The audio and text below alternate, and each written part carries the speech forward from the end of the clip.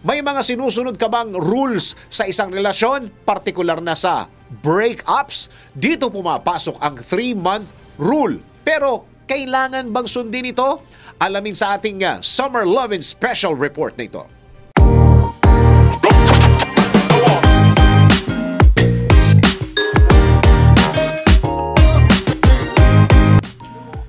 May mga sinusunod ka bang rule sa isang relasyon? Partikular na sa breakups? Mapapaisip ka kung gaano katagal maghintay bago makipag-date pagkatapos ng breakup. Dito pumapasok ang 3-month rule. Pero kailangan mo bang sundin ito? Technically, ang rule na ito ay isang paraan para mag-heal at mag-reflect bago pumasok sa isang bagong relasyon. Pero sabi nga sa kasabihan, ang rule na ito ay hindi one size fits all.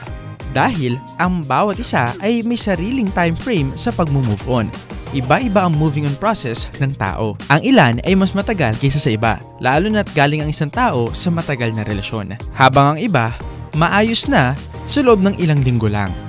Wala rin namang masama dyan dahil hindi naman lahat ng proseso ay pasok sa panlasa ng tao. Ang 3-month rule ay guide lang at hindi kailangan mahigpit na sundin. Ang paglalagay ng time frame ay maaaring magdulot ng pressure imbis na ma-address ang emosyon na nararamdaman. Napahalagang unahin ang mga personal needs kaysa sa mga pagsunod sa mga rules. At panghuli, maging open sa sarili at sa future partner mo. Sa halip na sumunod sa time frame, maging open sa possibility, gaya ng personal na nararamdaman, bagong relasyon at future partner. Ang pagkakaroon ng self-awareness at self-care ay mahalagang elemento sa pag-navigate pagkatapos ng breakup. Ang guide na ito ay hindi isang mabilisang gamot sa breakup. Sa halip, ito ay isang gabay para sa emotional recovery at self-discovery.